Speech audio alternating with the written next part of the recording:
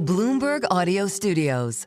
Podcasts, radio, news. The next item here is the withdrawal from the Paris Climate Treaty. Could you imagine Biden doing this? I don't think so. Donald Trump making his position on climate policy clear, but how is that shift away from environmental goals in the US going to affect the UK? Hello, you're listening to Bloomberg UK Politics. I'm Stephen Carroll. And I'm Tiwa Adebayo. Welcome to the programme. Well, Stephen, it's only been about 3 days, but it feels like years' worth of changes are coming out of the Trump administration. He's definitely come into the Oval Office with exuberance the second time around. We just heard there that the US is pulling out of the Paris Climate Accords. But on top of that, Trump has also pledged to restart oil drilling and freeze wind farm plans. Now, the strong message on rolling back green pledges is being noticed all around the world.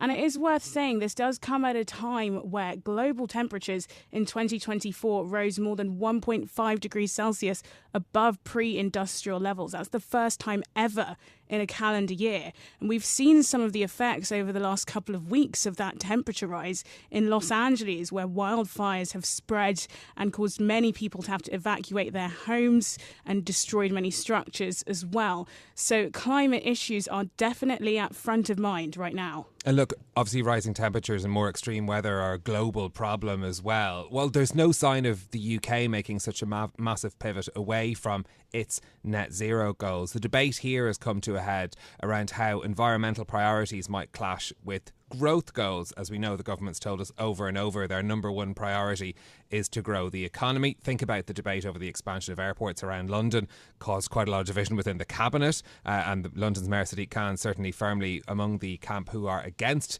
that development. Then that brings us to the question of how this reflects the shifts that are happening in the finance industry. Yeah, well, it's not just Trump. Investors and companies have perhaps been on this road away from climate targets for some time now. In the US, the House Judiciary Committee has been investigating members of NZAM, that's a Net Zero Asset Managers Alliance, and Climate Action 100 Plus, as well as other similar organisations for years now. And that's over allegations that such groups represent collusion to impose radical ESG goals and violate US antitrust laws. So the question is Trump just speeding along a process that was already well on its way?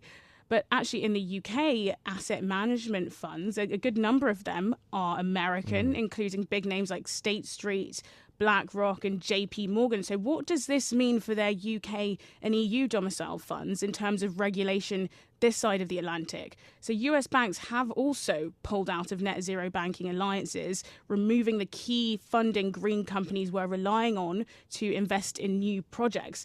That's going to have an impact on UK companies too. And I suppose you have to wonder if UK banks might also follow suit as a result of that. Tiwa, this is one of those stories that brings together the parts of the Bloomberg universe where we talk about finance and politics and how they overlap. We've got our green finance and ESG investing reporter Alastair Marsh with us in studio to help us understand what is happening. Alastair, good to see you.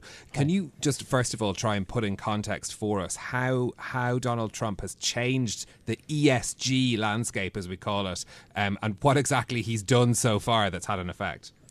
Sure. Well, nice to be here and a very topical conversation. I mean, on the one hand, we should be sure not to give Trump too much credit. What Trump is very good at is amplifying issues and sort of discontent that already exists. And as you mentioned in the introduction, there's been a campaign within the US led by the right against ESG, which is just very simply stands for environmental social governance. Thank you. Don't know what that means. And acronym bingo. It is very much acronym bingo in my world. And that essentially means that financial institutions, investors should think not just about financial returns, but they should also think about their impacts on environmental issues, but also how environmental issues, think about Los Angeles, how that impacts their balance sheet, their portfolios, etc. And so, but there's been a big pushback in the US against that for the last couple of years, talking about collusion and so on. This has been led by the American right using the attorney generals in various Republican states. And so ESG, this notion that banks and investors should pay heed to climate and environmental issues has become toxic, and that has create a very unstable situation. And then along comes Trump and pours, lighter fuel on the bonfire. And essentially what we have is a number of the big Wall Street firms have now all exited the Net Zero Banking Alliance. The Net Zero Asset Managers Initiative has been suspended under review, as BlackRock has left that. The Federal Reserve has pulled out of something called the Network for the Greening of the Financial System, which is another climate group for central bankers. And so you just see this sort of splintering of the kind of sustainable finance landscape, with the US taking a very different position to the EU. So that's what's going on in the US, but how does this affect other companies and financiers around the world? Well, great question. That's probably what I'll be reporting on next, I assume. Essentially, when the biggest banks on Wall Street, which are frankly some of the biggest banks in the world, all move in concert on a single topic, everyone wakes up and pay attention. So my sources tell me that bankers in the UK, bankers in Europe, and in Asia that are part of the Net Zero Banking Alliance, and I assume something similar is happening amongst asset managers, are talking with each other daily, saying, "Are you still in? Should we still be in?" Reassessing the sort of value of kind of collaboration on climate, and asking sort of does it make sense for us to be in a group like this, and questioning, I guess, the fundamental thesis of putting money towards the energy transition. Is this really working out? It has the political dynamic changed such in our country that it's no longer palatable. Like, those questions are being asked everywhere now. Does the politics really matter here? Does the business case not stand alone, or what is it that's making investors rethink, apart from just going with the crowd? Well, if you'll just indulge me very briefly to take you sort of on the arc of history, the chronology of Please. Sort of, sustainable investing in ESG. The peak moment was in 2021 at COP26 in Glasgow, when all of the big financial firms, banks and investors signed up to ESG. And if you recall, that was a moment when we're coming out of COVID. There was great enthusiasm for building a greener, brighter, happier world. Of course, just a few months later, we then had Putin invade Ukraine. That sent the price of energy soaring. And there was a lot of money then to be made in fossil fuels. So all of the expectation that banks and investors would pull away from those kind of clients, well, actually, that became like a tricky conversation internally. How can we continue to make money whilst balancing these climate commitments? And then it became sort of politicized in the US, and with the cost of living, inflation, all of these things have actually just made the kind of cost calculation that's become the most important conversation here. It's Right. not so much about are we delivering on kind of environmental good, but what's it going to cost us? And there are plenty of academic studies that will tell you that the cost of inaction is greater in the long run than the cost of action.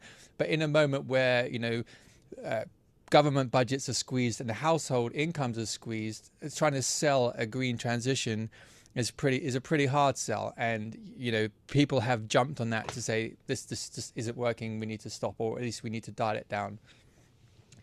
So thinking about kind of the big investors, BlackRock and others that are headquartered in the US, but also have quite a large UK presence, given everything that's happened, what approach are they likely to follow? Will there be any conflict?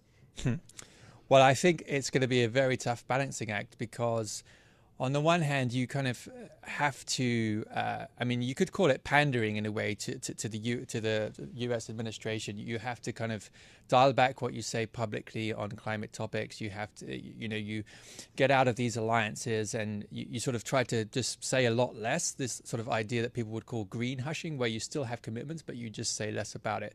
But then in the EU and the UK, where for the moment at least, the broad consensus, although there has been some pushback in corners, the broad consensus is still that we want the transition. We still want to move towards net zero. You're going to have to sort of balance those two things. And so it was very interesting. You mentioned Climate Action 100, which is another climate group earlier. When BlackRock, last year, there were a number of American firms that left that. BlackRock took its parent entity out of it, but left its European entity in, because essentially it said that for our European clients, the energy transition is an important thing. They want to invest in the decarbonization of industry. We want to serve them. But at the same time, we have these, other clients in the US who take a different view. So yeah, it's just going to be this very awkward balancing act. And you also have to think about it the other way. Take a Barclays or take a Deutsche Bank, European firms which have big presences in the US. They also have to kind of play that balancing act too. How are they going? And some of those firms, UBS, Barclays, have faced subpoenas and lawsuits and challenges in the US, boycotts for the supposed antitrust, from the American right for their ESG position. So it's just a really tricky time. You kind of it would be much easier if you were just a UK-based lender with no business anywhere else. That would be much easier for you. Indeed, yeah, but that's not the world we live in mostly. No, of course not. I mean, this kind of makes me wonder two things about it. One is that, we heard so much from the government about them wanting to get more money into UK assets and drive greater investment in the UK. Is this yet another splintering? Are people going to be chasing money in the US again that takes away from the oxygen for those sort of investments? And the other thing is the government's going to want investment for things like infrastructure projects and more in the UK too. Does this make that whole case much more difficult? It could do, but I don't see why it has to, in the sense that the previous UK government talked about wanting to make London sort of the net zero financial centre, a centre for green finance. And the current government has gone even more kind of bullish on green things. Obviously, yes, there's pushback, there's growth concerns, there's the cost issues that we've been talking about, but actually I think, and this is just a theory, but if they went all in on this, there's a sense where all in on green. It's an opportunity. Yes, you could position yourselves as we are this. If you want to finance corporate decarbonization, if you want to finance renewables, if you want to finance all of this green stuff, and let me remind you that the price tag of the energy transition has been estimated at more than $1 trillion. More than $100 trillion.